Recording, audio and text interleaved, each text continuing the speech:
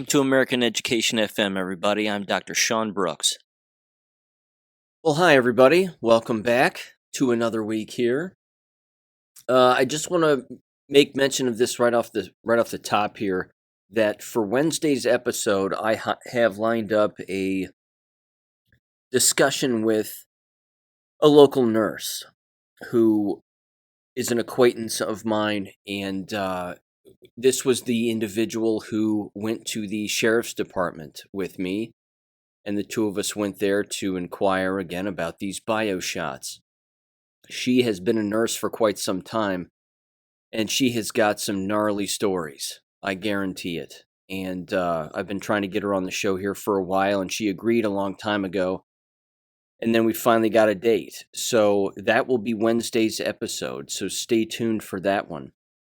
In this episode, however, I've got a variety of education things to bring up, more news from Missouri as well, because as you might imagine, they, like most school districts, know that they are going to be struggling for substitutes, and they're trying to do whatever they can to get ahead of that with all of their patch jobs and pseudo remedies to try to fix that never-ending problem, which is, of course, only going to get worse. But I wanted to mention this first before I get into some other education-related stuff, and then, of course, I also have some monkeypox news as well, and other dilemmas involving the jabs, and sort of the social dilemma regarding the jab as well. And I've got a couple of posts from GreatAwakening.win that I wanted to read that I think are really interesting, and I'm certain it's something that we've all dealt with and are probably going to continue to deal with. But in the last episode, you heard me talking about the professional development stuff, and I don't think I brought this up previously. I certainly didn't in the last episode, but I meant to, and that is that I guarantee that, I would bet the fingers on my right hand that the professional development that has taken place within these universities, again, in particular teacher education programs, although probably less there than certainly the K-12 public schools and private schools and charter schools, all has to do with school safety. And I can see these morons standing in front of their staff members saying, well, it's been a tough year regarding mass school shootings, MASS, over and over again, mass school shootings and school violence, and we just want to, reiterate that we're doubling our efforts and doing whatever we can to make sure that everyone is safe. And so we're going to go over the safety procedures yet again to make sure that whatever. Here's the thing. Like most school policy, it's all based on a lie. Like most politics and most political law that is created in our countries, regardless of where you live, they are based on hoaxes and based on lies. All of the school policy regarding safety and trying to prevent mass shootings is very similar. I'm going to bring up one story later on, but I want to shake the hand of a person who stands or sits in one of those faculty meetings where this is being brought up and someone actually references Uvalde, Texas, and a staff member stands up and says, "Excuse me, can I have everyone's attention? Thank you. Uvalde didn't happen. No one died. It was fake." I want to shake that person's hand. I want to buy that person dinner. I want to buy them a beer. I really do. Because that person has their head on straight. But it begs the question, how many people who have their heads on straight are still working in these environments? And how many of them are actually going to have the courage to stand up in a faculty meeting and drop that truth bomb on everybody? I don't know how often that's going to happen. But again, if it does happen, or you are a teacher listening to this and you're out there, record yourself doing that. Please record yourself doing that, and then gauge the reaction. Just the verbal tics or the nonverbal communication that exists, or even if someone starts booing, which they probably would. Boo, sit down, conspiracy theorist. They probably do all of that. But man, I want that on tape. And I suppose that this really leads me to this first story, so I'll just mention this one first. This came from The Hill, and it's titled North Carolina County Putting AR-15s in Every School for Security. Now, again, a lot of people blew this up and they were like, it's a statewide thing. Every school in North Carolina now is allowed to have ARs in their buildings. No, it's just in one county. And again, this is part of the problem. Madison County, and again, I don't know if that's where Asheville, North Carolina is, big hippie town, but either way, it's based on a lie. It's just based on a lie. I'm going to play the audio here from this news outlet, but this is the problem. Again, having ARs in the trunk of a car, inside of a cop car, in the parking lot, I'm all for that. And again, more resource officers walking around with guns, fine. But the school shootings are hoaxes, ladies and gentlemen. They aren't real. The Ethan Crumbly thing, yes, that happened. No doubt about it. I'm learning more about the Parkland thing. It seems like that happened. But again, why would an AR in the environment, and I know it might not sound popular, but I'm looking at this from multiple dimensions. I mean, we don't trust these teachers to teach curriculum. What makes people think that them having sidearms, let alone a rifle, which they wouldn't have a rifle, they might, just have a sidearm. What makes us think that that's going to work out for anybody? It won't. That's not going to work out for anybody. Have more resource officers, like I've said in the past, not hitting on secretaries, but actually patrolling the hallways. But again, this is not a safe environment under any stretch of the imagination. It just isn't. Why not just homeschool? That way you don't have to worry about incompetent teachers, or where's the resource officer, or am I going to get punched in the back of the head, or anything else. You don't have to worry about any of this. Again, homeschooling families are laughing their tails off every single time a story like this comes around, because this just proves the giant government muscle that gets flexed every single time that a hoax makes its way to the surface. People believe it, and then all of a sudden, sheriffs are just like, we're doubling our efforts, just like the professional development in schools, and we need more of a police presence because of all of these mass shootings. Joke's on them, the whole thing's fake. Now here's a news report regarding the state of Ohio and all of this gun carrying in schools and in the classroom, so give this a listen. School employees to bring a gun to school as long as they complete at least 24 hours of state training and get the approval of their local school board. Still, the bill itself hasn't gotten the approval of Ohio's largest teachers' unions. They're concerned about the safety of all this, the unintended consequences that happen from bringing a gun in the school. Melissa Cropper is president of the Ohio Federation of Teachers, and Scott DeMauro, the Ohio Education Association. I wouldn't have felt comfortable carrying a firearm in my social studies classroom. Both say House Bill 99 raises questions about transparency. It specifies that school districts are required to keep a list of employees who are allowed to carry a firearm in a school safety zone, but that list is not a public record. We're not suggesting that individuals who are authorized to carry weapons be publicly identified.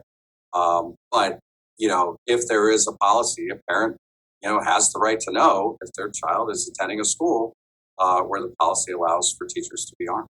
The bill does require school districts to notify families if they've adopted the policy. I don't know that it goes into much detail about what that notification looks like. It says that notification should be by whatever means the affected school regularly communicates with the public, that the board or governing body has authorized one or more persons to go armed within a school operated by the board. It does not say whether school boards can share how many people they've authorized. So I definitely think that if a district goes that route, that parents should be informed how many people, which buildings they're in, or whether parents can be notified if a gun is in their child's classroom. As a parent myself, I believe I have a right to know if my child's teacher has been authorized to carry a weapon. I asked Governor Mike DeWine, who pushed for House Bill 99, what he thinks parents have a right to know. So I think, parents have a right to know all the different things that schools are doing to keep their kids safe, unless the disclosure of that piece of information would enable a would-be assailant. But when it comes to what public information the bill specifically allows, I would have to go back and look at the statute. I would also have to, consult lawyers about that. Here's my problem with this. And again, I'm not anti-Second Amendment. Don't hit me with that nonsense. I'm the furthest from. We should be carrying 5 pistols on us at all times and a AR slung around our back, okay? That's not what this is about. This is about dumb people making more work for themselves and creating more problems for themselves. That's what this is about. Take down the signs outside of schools that say gun-free zone. Take the signs down. It means nothing. Teachers should be allowed to carry guns in their cars all the time. All of the time. If they want to keep a gun in their room, locked away, go for it. I'm not against that either. None of that bothers me. What bothers me is that these kinds of policies are being made by dumb people who aren't thinking. And it's creating more violence and more division and more distraction in an environment, I might add, that is supposed to have the least amount of distraction humanly possible in order for people to learn. But that's not happening. They're complicating the problem all of the time because this is what they do best. They make work for themselves constantly. And they don't understand that every single move that they make is almost always a bad one. It's just more paperwork. It's more rules and regulations. It's more what ifs. I mean, you heard Turtle Man DeWine there. You heard him say the same thing over and over again, which is just, it's so sleazy. Parents have a right to know unless what? Unless they, like he was alluding to, unless an assailant would somehow find out. How would you know that? Are we talking about Minority Report now, where people are engaging in pre-crime and we can recognize whether or not, whether they're going to break the law before they actually do it? I mean, how does I don't know. Is it telepathy? Do people have telepathy now? Are they telepathic? It makes no sense. None of this stuff makes any sense. If you want to carry a gun, carry it. Definitely keep one in your car if you want to. But again, school shootings tend to not happen. Now, and again, most of them are hoaxes, in particular the mass ones. They certainly tend to be, and again, even if they aren't, there's an awful lot of questions. Of course, who knew, and what did they know, and when did they know it, and what 3-letter agency was involved in allowing the person to own guns and communicate the way that they were, and so on and so forth. So, I don't know. Again, in this story from The Hill, they reference Uvalde. That's my overall point. They're referencing things that didn't happen. So, I don't know. It's exhausting. But this is a part of that nonsense professional development that's taking place. They're sitting around, referencing Uvalde, and now they're referencing Sandy Hook again, and they're bringing all this up, and both are fake, but they're bringing them all up in these school board meetings, and they're bringing them up in faculty meetings, and they just can't get enough of it. And then they're actually debating it with an administrator standing at the front. I mean, I can see this happening. It really is just so sad. Administrator standing in the front of the room, and then teachers bouncing back and forth. What about this? What about this? And then they're actually debating it, which is even dumber because they're debating something that didn't even happen. I mean, they're debating decision-making on a policy that's based on a lie. Again, it's a drawing of a picture of a hologram, and they just have no idea what they're doing. It is just embarrassing. Anywho, This one, however, this is the Missouri story regarding how they plan on loosening the substitute requirements ahead of the new school year. Give this one a listen. For the second time in 2 years, Missouri has loosened substitute teacher requirements to combat a statewide shortage. Missouri Governor Mike Parson signed legislation earlier this summer to allow modification for certifying substitute teachers. As of June of 2022, the state will only require applicants to have 36 hours of college credit as opposed to 60 hours in previous years. The state is also allowing those who want to substitute to take a 20-hour online training course in lieu of college credits. One step at a time, one piece at a time, one domino at a time. It's all falling down now. All you have to have is a high school diploma where I live. That's it. High school diploma to be a substitute teacher, but who would want to do that anyway now? I've been through, again, looking at this multidimensionally. I've been through all the different angles on this substitute issue. If you have a fully awake person who knows what's going on, that person doesn't want to be a substitute teacher.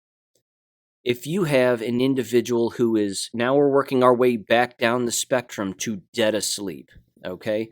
The very next person isn't jabbed, has a pretty decent idea of what's going on, and doesn't want to be around jabbed people for fear that they'll make them ill. Does that person want to be a substitute teacher and enter these school buildings because of the shedding? No, they don't. So those two people are now gone now. Those categories of individuals, that's it. Take it all the way now to the end of the spectrum, to the dead asleep person. The triple jabbed, quadruple jabbed, mask wearing numbskull who wants to be a substitute teacher. Does that person really want to enter a school building with other jabbed individuals now with this monkeypox stuff going around? Among gays who are engaging in sexual conduct and whatever else as a result of course, having AIDS brought on by the bioweapon shots. Does that person want to be a substitute teacher? No, they don't. Because they're already sick, which means they don't want to be in that environment because they believe in their heads that schools are, of course, packed to the gills with countless people. So in their heads, they're saying, well, if I go into a place like that, I'm more likely to get sick. Why would that person want to be a substitute teacher? They wouldn't. Which means if you have individuals on both ends of the substitute teaching spectrum of potential candidates to actually be substitute teachers, who in that spectrum would actually want to do it? The answer is no one. Nobody. Except for maybe a pedophile. Other than that, I can't think of anybody that would want to actually be a substitute teacher. So it's lose-lose. They can chip away at all of the previously held requirements that they want. It's not going to fix the problem.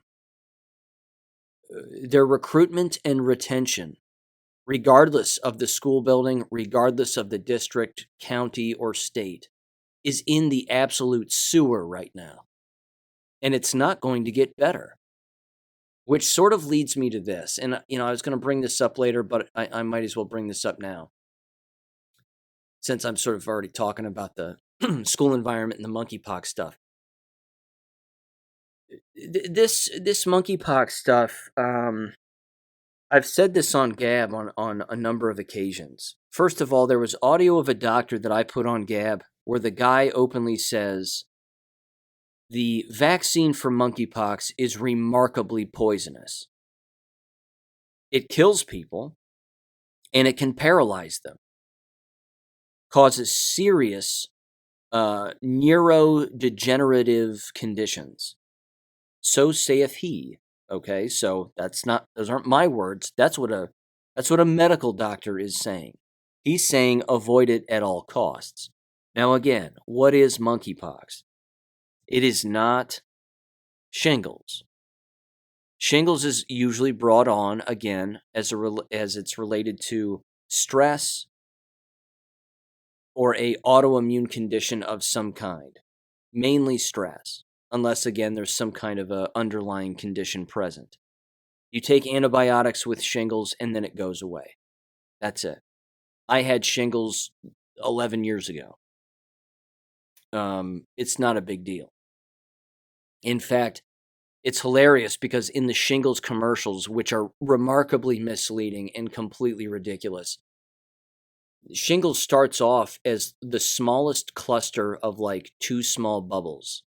And I remember I had them right on my back, on the right side of my back.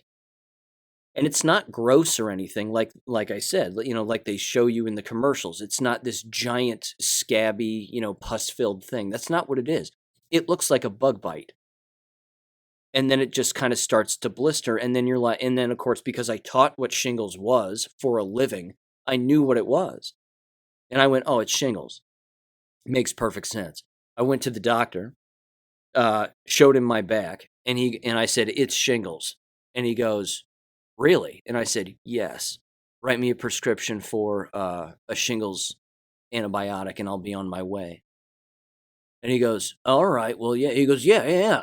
It looks like shingles, yeah. And I went, I know. Just shut up and write the prescription. And he did, and that was it. And I took it, and you take it for a week. It's like 2 pills a day for a week, and it's gone. That's it. And it only exists on one side of your body. Where those shingles commercials are misleading is that it makes it look like it's this giant thing that pops up and wraps around an entire side of your body in multiple spots, and then it starts to bleed and leak everywhere, and, don't touch the shingles, the shingles person. It's not contagious in that regard, number one. And number two, only a moron would let it actually last that long to where it gets, around the body. And you're just going, well, I don't know what's wrong with me. It's like these people on Dr. Pimple Popper. If you've ever seen that show, I think her name is Dr. Lee. These people will walk in and they'll have a football size goiter coming out of the side of their neck. And they're saying to themselves, and again, it blows me away, the brains of these people, but they've got this football thing sticking out of the side of their neck, and they're going, you know what? It really just started off like the size of a penny, and then it just kind of got out of hand. And I'm going, wait a minute.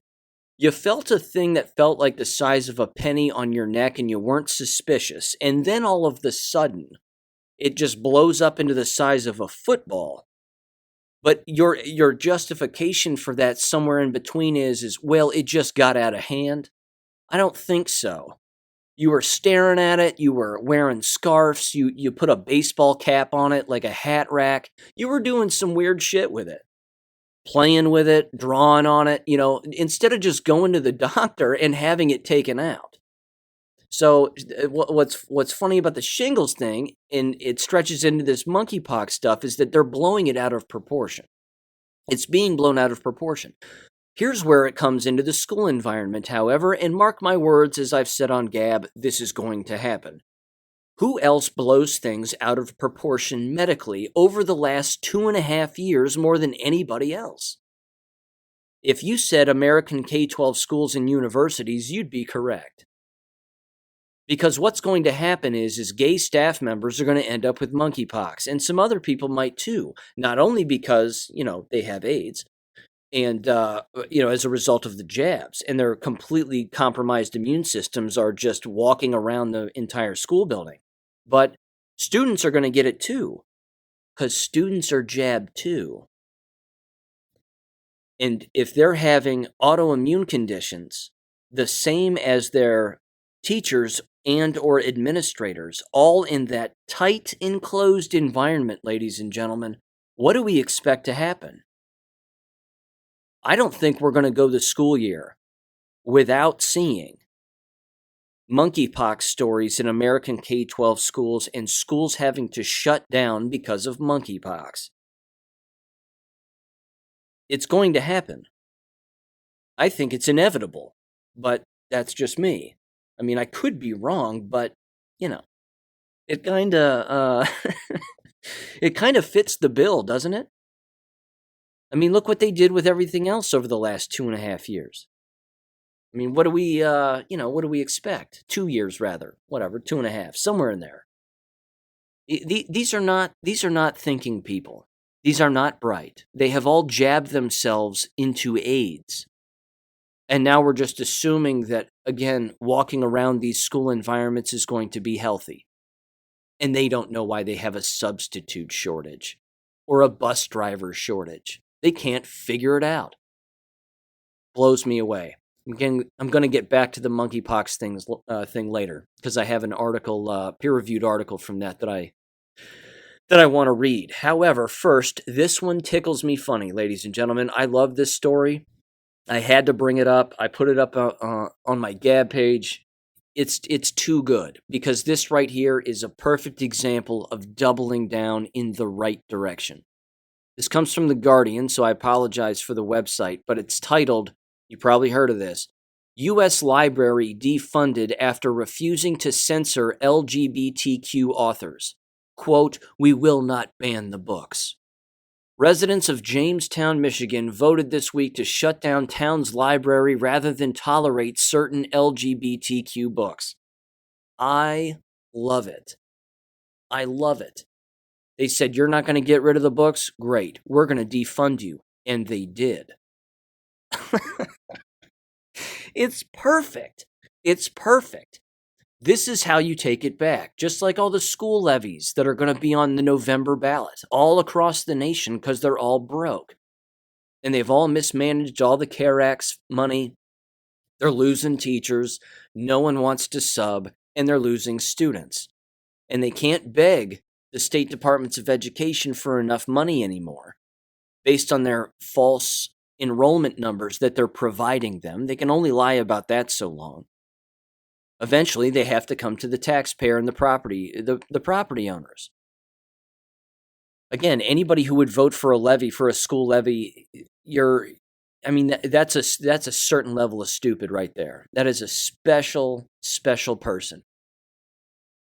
Because again, you're voting for higher taxes. You're voting to tax yourself. To do what? Brainwash your own child. I have a better idea. Why don't you go out in the garage, take a metal mallet and bash your feet in? Why not just do that? It's the same thing. Back to this library story. Small town library is at risk of shutting down after residents of Jamestown, Michigan voted to defund it rather than tolerate certain LGBTQ+ themed books. Residents voted on Tuesday to block a renewal of funds tied to property taxes. I love it. The vote leaves the library with funds through the first quarter of next year. Once a reserve fund is used up, it will be forced to close. Larry Walton, the library's board president, told Bridge, Michigan, harming not just readers, but the community at large. Beyond books, residents visit the library for its Wi-Fi, he said, and it houses the very room where the vote took place. Aw, too bad. You're going to lose Wi-Fi and a voting room. Boo-hoo. I love this. I love it. This makes me just warm everywhere. Residents ultimately voted 62% to 37% against the measure that would have raised property taxes by roughly $24 in order to fund the library, even as they approved similar measures to fund the fire department and road work. Well, of course, because we need a fire department and we need the roads fixed. What we don't need is Weimar Germany all over again. That's what we don't need. It's incredible. And again, just these brainwashed goons who are, here's the other thing too. I'm certain that the library left out the fact that they've had drag queen story hours there. I'm sure they left that out because they can't say that, can they? They don't want that cat out of the bag. Absolutely crazy. Here's another one. And this one was weird too, I thought. Comes from AmericanGreatness.com. Democrats to deny free lunches for Christian school that won't cave to LGBT mandates. It says the Biden administration is preparing to engage in political persecution against a Christian school in Florida that will not accept the administration's new pro LGBTQ plus mandates, even though the school has already qualified for a religious exemption. Ladies and gentlemen, this continues to prove that these lawbreakers are openly breaking the law, telling you they're going to break the law. They want to break the law, and they want to keep you from exercising all of your lawful rights. It's amazing to me. It's amazing. They're robbing a bank in broad daylight without masks on, guns loaded, pointing them in people's faces, and everybody's the witness. It says, according to the Washington Free Beacon, the school, Grant Park Christian Academy in Tampa, is being represented by the Alliance Defending Freedom. The school is filing a lawsuit against the Biden administration and Florida's Agriculture Commissioner, Nikki Fried, who is enforcing the federal mandate dictating that schools must accept pro-LGBT policies or else lose lunch funding. Now, I'm not a lawyer, but isn't that extortion? I thought that was extortion. I thought extortion was a crime. It's incredible. This is incredible. Let's see. The federal mandate comes as a result of the Biden White House recently announcing its own reinterpretation of federal Title IX guidelines, in which the meaning of sex has been changed to include so-called gender identity. As a result, the administration now considers civil rights in education to include alleged transgender rights.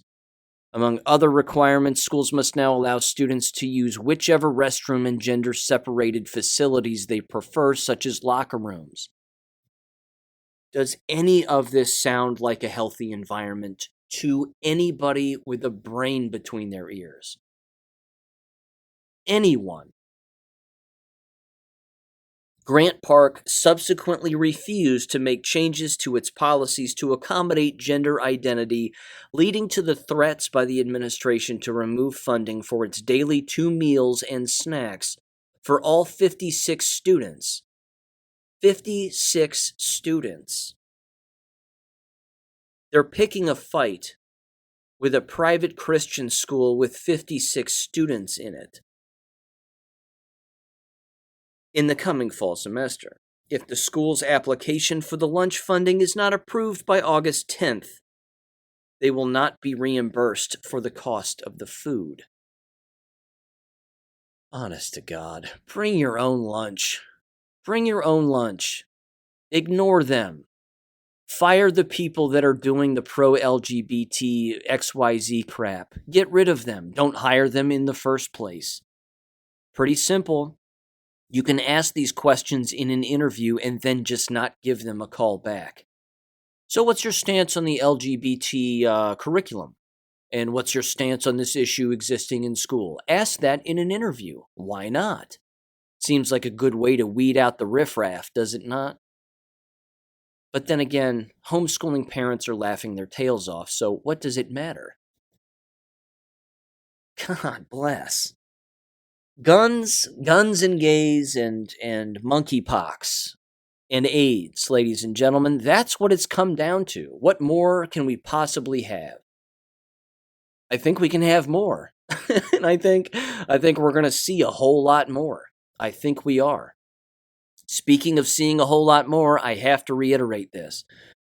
Earlier, there was a video bouncing around on Gab of an Australian man who had allegedly stopped a car of a doctor who had injected his family member with the bioweapon and had killed his family member. And the guy starts beating on the doctor's car with a boomerang.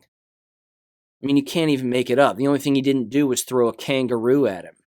But I mean, he started beating up the car in the rearview mirror with a boomerang, and then he starts bashing the window, and then he grabs the doctor by the chest and starts screaming at him about, giving people the deadly shots.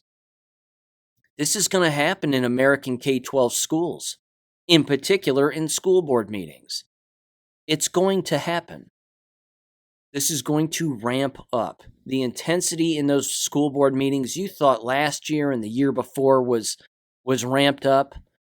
Buckle up, ladies and gentlemen, when you've got jabbed injured people or the relatives of the jab dead popping off on these microphones on the record in front of school board members who were pushing the jabs and the masks. They have no idea what's about to happen. I can't wait. I can't wait. I know it's terrible, but it's going to happen. It's just going to happen. Here's more evidence. A couple of stories here, at least one from the Gateway Pundit. Here's more evidence of the pure denial and stupidity that's taking place now. Of course, shouldn't surprise us that it's coming from the CDC, and it's titled, "Here We Go. New CDC study claims children and teens with COVID are at greater risk for blood clots, heart problems, kidney failure, and type 1 diabetes. Did not include vaccination status in the study." Of course they didn't, because it's all a lie. Has nothing to do with quote-unquote COVID. There is no such thing as COVID. It doesn't exist. There's only now the jab shedding. That's it. It's COVID bioweapon jab shedding. It's compromised immune systems from the jabs themselves. It's AIDS. All of the side effects associated with having a compromised immune system and organ failure, and the inability to get rid of toxic cells in the human body. And that's it. The flu shots, however, ladies and gentlemen, this is going to be, I'm telling you, this is going to be the straw that breaks the camel's back. These flu shots are going to be rolled out in schools as they always are. But this year at a level that will be next level. And you're going to have students dropping over who are already COVID jabbed. Now they're going to be getting flu shots. So are staff members. And we think this is going to end well for these people. It's not going to. This won't end well. They will push the flu shots super hard in the next month or two. And people will take them. And people will die on the spot. Again, I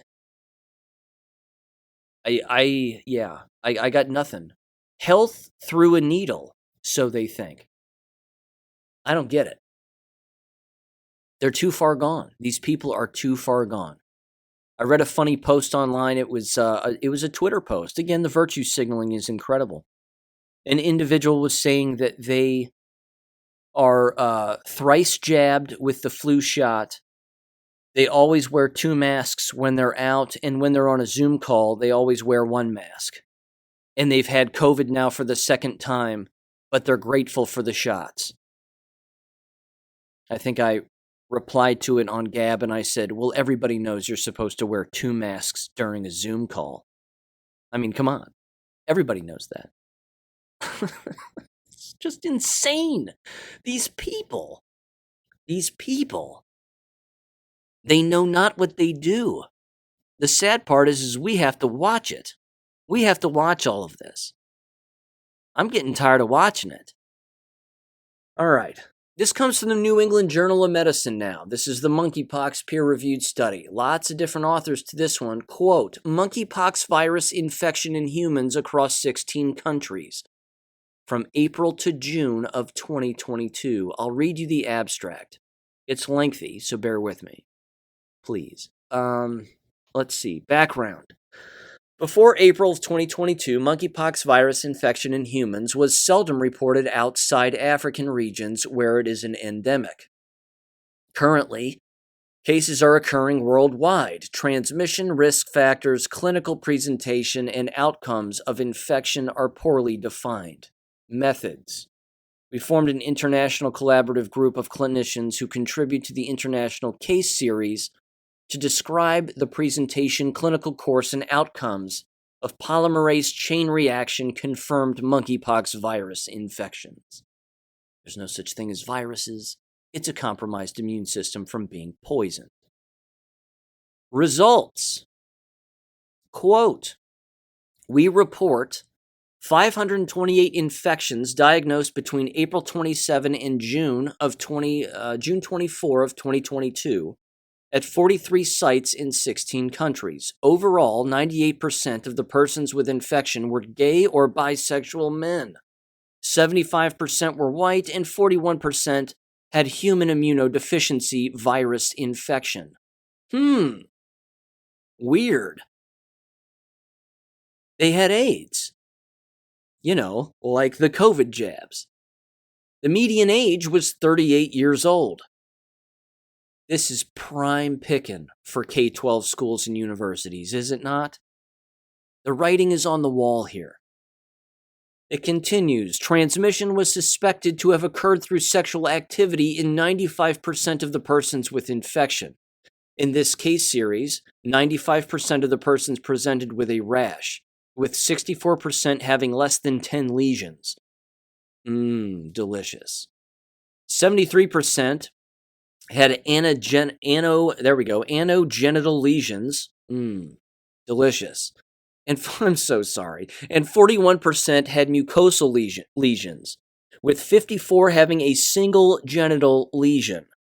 Common systemic features preceding the rash included fever, 62%, lethargy, 41%. I'm not going to get this one right. Malaysia, MYALGIA, 31%, and headache, 27%. It says lymphadenopathy was also common, reported in 56%. It then says concomitant sexually transmitted infections were reported in 109 of 377 persons, 29%, who were tested. Among 23 persons with a clear exposure history, the median incubation period was 7 days, range 3 to 20. Monkeypox virus DNA was detected in 29 of the 32 persons whom seminal fluid was analyzed.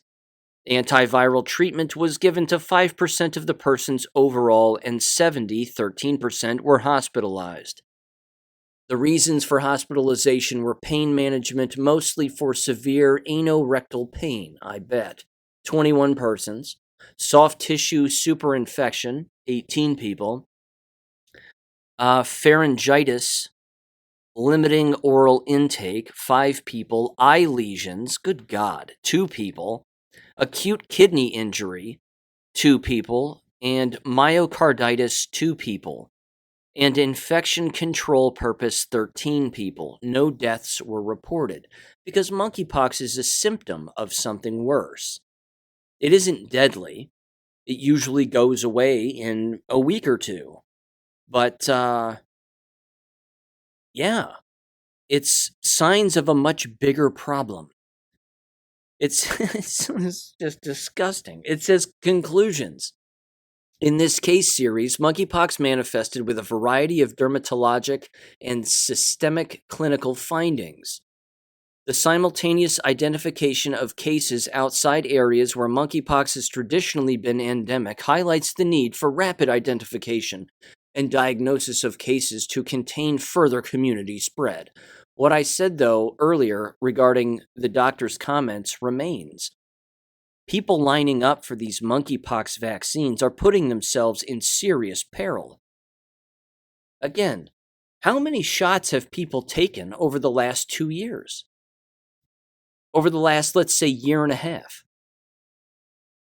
If you're 3 deep on COVID jabs, assuming you're not 4 deep, if you're 3 deep and you're a religious flu shot taker, you've taken 5 shots in the last year and a half.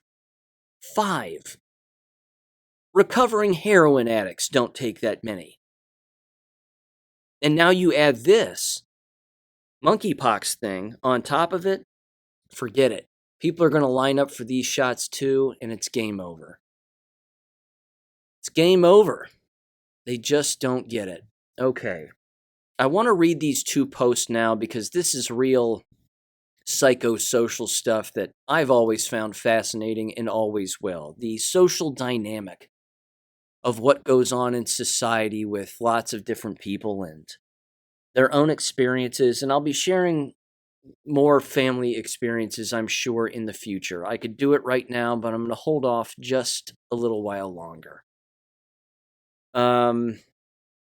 Another thing that I've been told is that in Kroger's grocery stores, approximately every 5 to 10 minutes or so, they're playing over the speaker system that you still need to get your COVID shots and that people should get their shots and make sure to get them and get your booster if you're eligible. I mean, if it isn't 1984 and people don't understand that, from the literary perspective, they're lost. They're absolutely lost. Just the constant recordings that are being played. Again, you've heard me talk about the TV radio commercials, same things. I remember, again, it was a year or so ago. They were the worst. Last summer's radio commercials for Black Lives Matter and the COVID shots were just the worst. It's like, look, I just want to listen to some Foghat and mind my own business. Why is it that you're playing all of this nonsense? Black Lives Matter. Get your COVID shots. And I remember those really long, drawn-out commercials, too. I'm a mom and I'm a nurse. And I'm going to get my kids the COVID shots because it's the right thing to do. And then the kids go on, are on there. Of course, they're all actors. But then they go on there and they say, thanks, Mom. And it's just nuts. And then that's the end of the actual commercial. Well, that whole family's dead now. So joke's on them. Okay. Anyway, here's one of the first 2 posts here from greatawakening.win. It says the following. It says, quote, my mother-in-law was like almost 80 years old. And by the way, she has recently passed away, this particular individual's mother-in-law. That was the title of it. My mother-in-law passed away, I think. They said she was in good health for the most part and was being followed by doctors who said she was fine. She had not taken the death shot vax. Well, she used one of those walker things, and the wheel jammed or something, and she fell. She was brought to the hospital, and they kept her in for a few days for observation, and sent her home as she was bruised but otherwise okay. While she was in the hospital, they frightened her into taking the gene therapy death shot. She was home like 2 days and had a heart attack. Then her kidneys gave out. But it was not the safe and effective vax, quote unquote. Oh no, it was some random heart failure and kidney failure. The doctors are now ducking the family when they try and ask questions. Can't have people connecting dots, can we? That's 3 people now that I know were killed by the vax, but their official cause of death never mentioned the shots as per the narrative, crimes against humanity, unquote. This has been happening at an incalculable rate. And again, my nurse friend here who's going to come on for Wednesday's episode, I've got a ton. I haven't had the conversation with her yet, but I've got questions and I'm just going to let her go. I'm just going to say she's going to remain anonymous, but I'm just going to say introduce yourself, start from the beginning, go.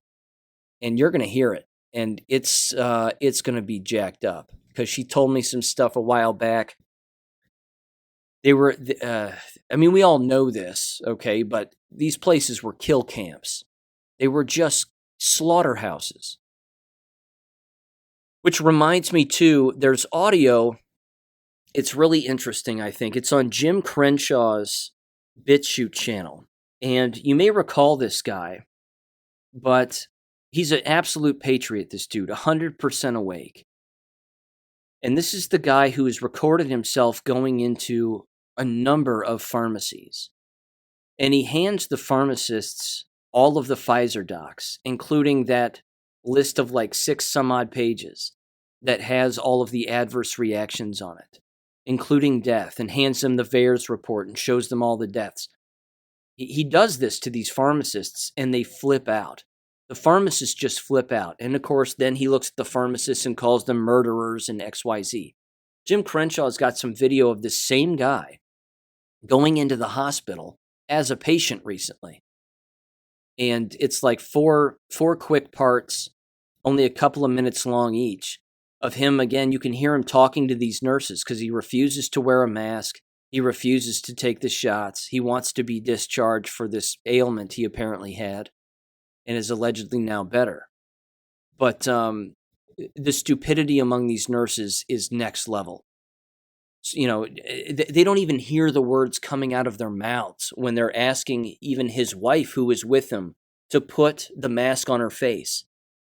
I mean, he looks back at the nurses and he goes, wait a minute. He goes, I'm a patient here. My wife is here. I'm not wearing a mask and haven't been the entire time I've been here. And the nurse goes, really? And he goes, yes. My wife is here and she needs to breathe just like I do. She's not going to wear the mask either. And then they finally debate back and forth for almost 6-7 minutes. And then eventually his wife puts it around her chin. And according to the male nurse, that's okay. Having it around her chin or having her nose exposed is okay. These are not thinking people. You've heard me say this. This cognitive decline and cognitive dissonance is not going to get better with time. It isn't. It's going to get worse. And this next post from Great Awakening pretty much solidifies and exemplifies rather exactly what I'm talking about. And I'm glad they posted this because this is nuts. It says, it's titled, I tested the willingness of the vaccinated to have a conversation about the vaccine. They said, quote, and they just can't do it. No matter which way it's explained to them, no matter how much information is given. Even if they ask for it themselves, at some point they just bow out. Most end up not caring and drop the conversation, and the ones who do care get so overwhelmed, even with the most basic information, that they just can't continue. Has anyone else experienced this? It's every single vaccinated person I've ever met. Not just a few. It's like they are hardwired to dismiss anything that challenges that choice they made to get it. Unquote. It is mass formation psychosis. It is, more importantly, cognitive dissonance. You've heard me read the articles about cognitive dissonance. I've gone through it step by step. All of the characteristics to it, that's exactly what it is. They have to run away from the answer. Because holding up a mirror to what they've done is too overwhelming for them. They won't be able to comprehend it. I have to read to some of these comments from that post right there, because there's a lot of comments. There's over 41, actually 59 now, based on that one post. So again, the first person says, yeah, it's cognitive dissonance. It doesn't matter how much factual information you use to prove your point. They will resist it because it causes them too much mental stress. If you push too hard, then they'll attack you. Well, they can attack all they like. That doesn't change the truth. Here's another one. It says, I stopped trying a long time ago. I have a coworker who's married, straight, and cannot wait to get the monkeypox vaccine. Dude is vaxxed and boosted from COVID and will probably keep getting boosted any chance he gets. It's wild. I've tried waking him up after the second attack. I said my prayers and shut my mouth. I don't believe this will end well for him. Of course it won't. I'll spare you the stories of family members who I've tried waking up. I'll let them attack me until they damn near pushed them out of my life. Again, I said my prayers and I shut my mouth. There's nothing more I can do at this point. Cognitive dissonance is a bitch. Unquote. See, here's the thing. we've got to protect the children. I fully understand that adults are suffering from this. And yes, I've brought up stories again of children having cognitive dissonance on this show regarding the mask wearing and the jabs and all of that stuff, without a doubt. But they still have a chance. The unjabbed children of the world still have a chance here. And those are the ones that we have got to protect by any means necessary. So this business of shutting your mouth around the jabbed, I'm not a proponent of that. I don't think that's a good idea. In particular, if those people have children. You have to speak up and tell them that getting your children jabbed is a death sentence. Which, again, you would think that they would interpret that correctly by saying, oh, wait a minute, so if it's a death sentence for them, does it mean that it is for me? Well, yeah, but don't kill your kids. Let me see. Here's another one. It says, quote, exactly this, and they were responding to the previous one I just read. It says, I have better luck with complete strangers. I feel I made at least 2 people not get it. They were already questioning. I just steered them to research. I hope they didn't give in. My family, my kids won't get another, but they took the first one. Good Lord. They won't get the grandkids, which I'm very thankful. Other family, they have all gotten boosters except for the one sister-in-law, who we are hoping listened to us. One of my husband's nieces had breast cancer, is getting treated. She was fine before. They won't make any connections. A good friend of my husband now has thrombosis. Just fine before. He can't work consistently. It's so sad, but won't make the connection either. Unquote. I read another one that had to do with 2 neighbors. And they were talking about how their neighbor was jabbed, and they even had, again, conversations with this neighbor saying, look, man, it's the jabs. And he was like, whatever. And now the guy, can't work. He can hardly move. Again, this isn't going to get better as the leaves start to fall from the ground and the sun moves further away from us with the winter months coming. That's why people have got to get out into the sun as much as humanly possible. And you've got to stock up right now on immune defense stuff. I haven't spent much time on melatonin. Ladies and gentlemen, melatonin is critical as well. Vitamin B12, if I haven't said that, also, same thing. I recommend lifeextension.com. Check out Life Extension. Great website, ships right to your door. Once you start buying their products, they send you a magazine. You can flip through it. It's a nice, thick, substantial magazine. But they have great products also. So don't feel like you just have to rely on Amazon stuff. I recommend getting it from these reliable sources that have been doing this for a long time. But anyway, I could keep reading these posts. They're just nuts. I want to end with this. The latest article from Dr. Thomas Sowell. I'm a fan of his, always will be. He's well in his 90s. He just keeps on trucking. I hope he's not jabbed. Here we go. Titled The Point of No Return. Authored by Dr. Thomas Sowell. It says, quote, this is an election year, but the issues this year are not about Democrats and Republicans. The big issue is whether this nation has degenerated to a point of no return. A point where we risk destroying ourselves before our enemies can destroy us. It says, quote, if there is one moment that symbolized our degeneration, it was when an enraged mob gathered in front of the Supreme Court and a leader of the United States Senate shouted threats against Supreme Court Justice Brett Kavanaugh, saying, you won't know what hit you, unquote. There have always been irresponsible demagogues. But there was once a time when anyone who shouted threats to a Supreme Court justice would see the end of his own political career and could not show his face in decent society again. You either believe in laws or you believe in mob rule. It doesn't matter whether you agree with the law or agree with the mob on some particular issue. If threats of violence against judges and publishing where a judge's children go to school is the way to settle issues, then there is not much point in having elections or laws. There is also not much point in expecting to have freedom. Threats and violence were the way the Nazis came to power in Germany. Not really. He should read more about history. Freedom is not free.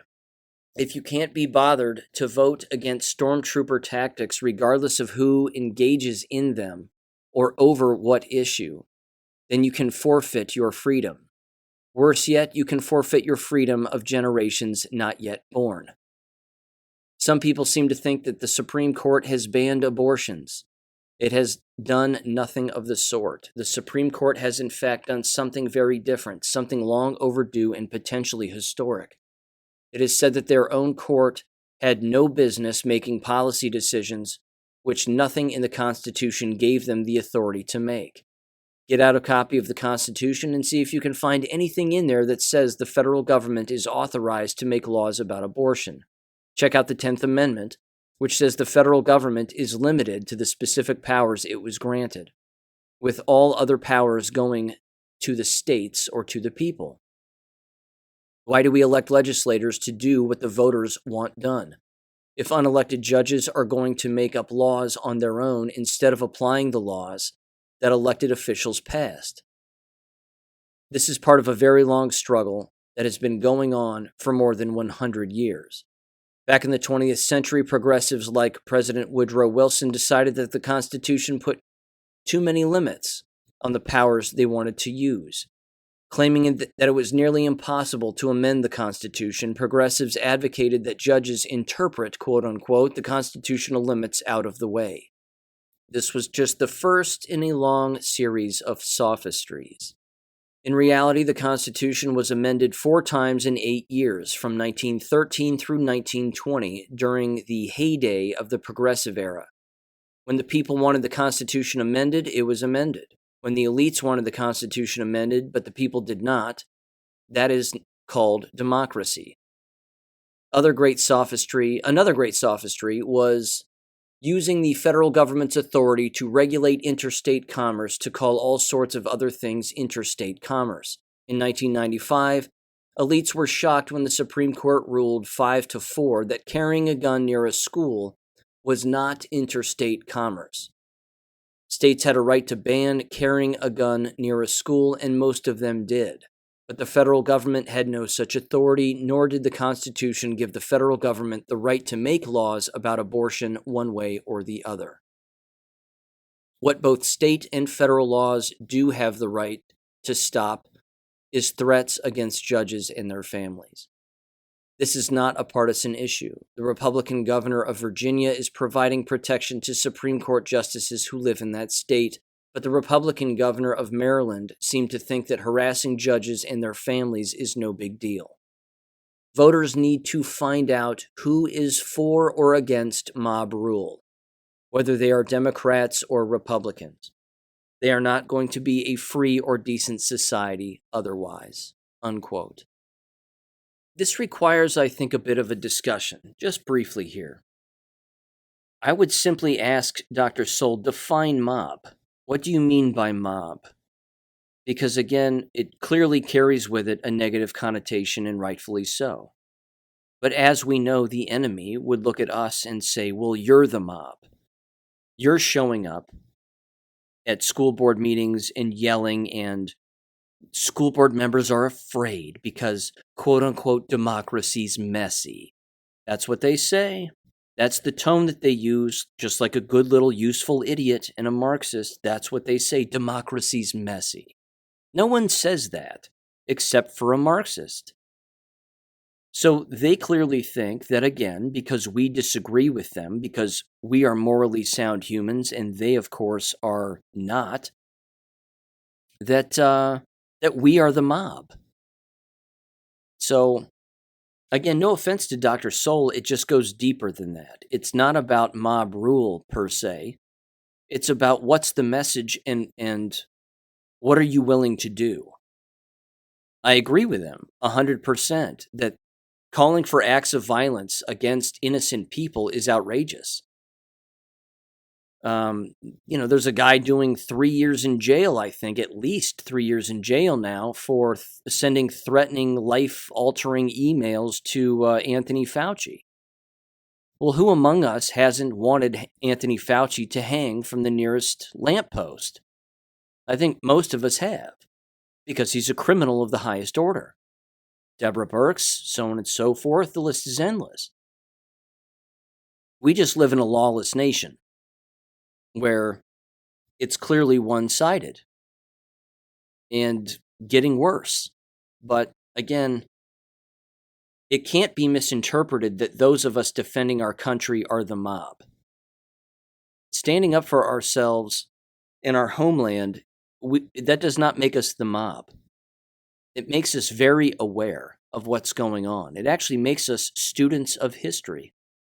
All of us. Hopefully, anyway. But that's the state of affairs right now. And I don't see it getting cleaner the closer we get to November and elections in November. I just don't. Not to mention, of course, everything that's happening in the entire university and school environment. And that's going to be rolling out in horrific fashion, I'm sure. Ladies and gentlemen, stick around again this week. Wednesday, my nurse friend will be on. Stories aplenty, I'm sure. And then, of course, later on in the future, we're having Dr. Robin McCutcheon back on as well. So I'll catch you on Wednesday, everybody. Take care. Thank you for listening to American Education FM. Make sure and check out AmericanEducationFM.com for more information. Take care and God bless.